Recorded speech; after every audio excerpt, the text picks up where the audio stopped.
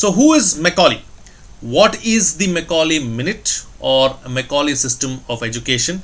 And is there an answer to this system?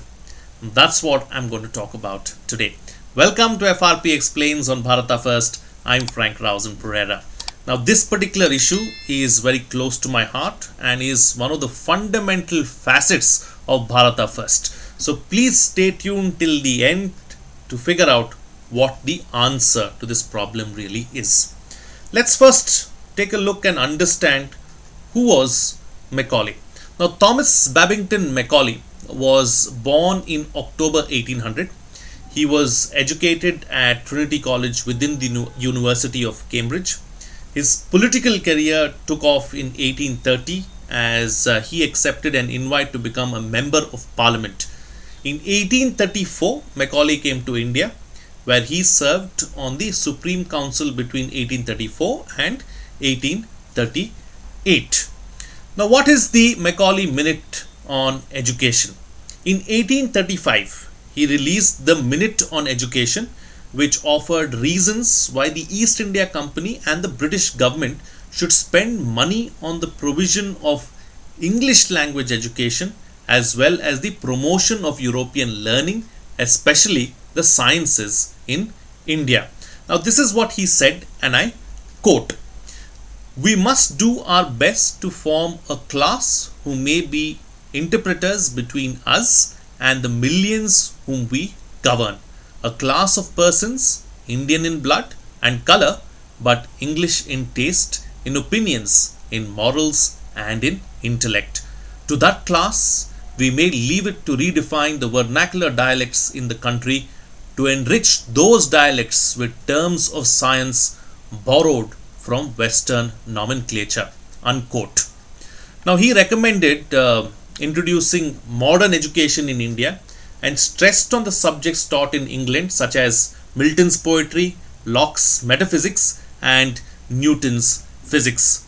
His minute was put in place to create suave slaves for the British. There was only one intention: to serve the crown of England. Now the British are long gone, but the system that was put in place almost 2 centuries ago continues to thrive. What is the problem with the Macaulay system of education? Let's take a look. Now the very foundation of the system was skewed. So how do you expect what is built on such a foundation to be truly conducive or pristine?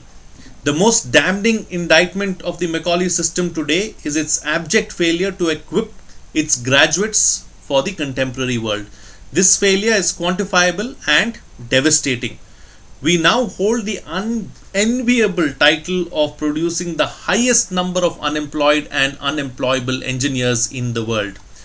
We also churn out young graduates who are not job ready because they lack the necessary skills and who find it difficult to pivot because their knowledge and exposure are tragically limited. Now the rot runs deeper than just the engineering class. In my professional capacity, I interview and interact with hundreds of UPSC aspirants who have cleared their mains and have made it to the personality test. This happens on a yearly basis. Now many of them are from the technical fields. I'm sorry to say that a significant number of these highly educated individuals are unable to use simple logic and common sense to come to basic conclusions. Their minds have been trained to memorize and reproduce, but not to think, innovate, or apply knowledge contextually. They are theoretically proficient, but unfortunately, practically sterile. Now, a system that produces a vast pool of certification holding yet non-contributing members of society has clearly outlived whatever utility we may have salvaged out of it post-independence. It has become a national liability that stifles enterprise, chokes innovation, and fuels a dependency mindset. It is a direct contravention of the Atmanirbhar Bharat vision. So, is there a solution to this problem? Definitely yes. Now, the solution to this national crisis is clear.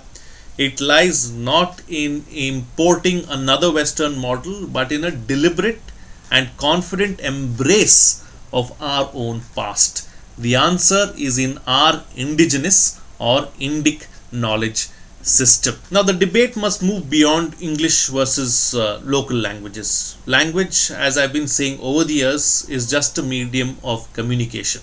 The core issue, of course, is the idea of education itself. We need a system that brings out the best in us and empowers us, not one that enslaves us.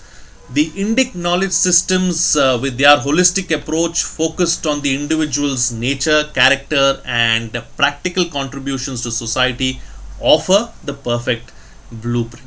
We must create a system that is fundamentally our own, one that incorporates ancient Indian knowledge and imparts it in a modern way, keeping the best interests of the nation and, of course, the individual in mind.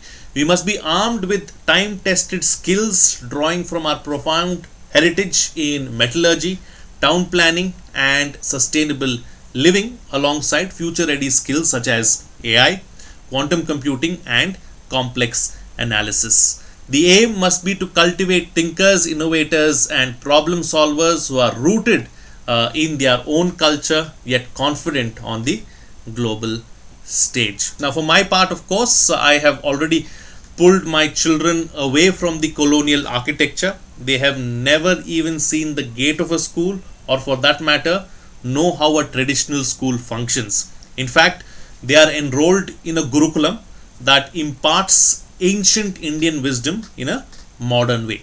I am happy to state that they are thriving, they are happy, and as a parent, nothing else matters. To see your children happy is something that is blissful. Well, with that, it's a wrap on this edition of FRP Explains. Since you're here, please like, subscribe, hit the bell icon, and share the content so that more people get to know about Bharata first. And until next time, this is Rausan Pereira signing off.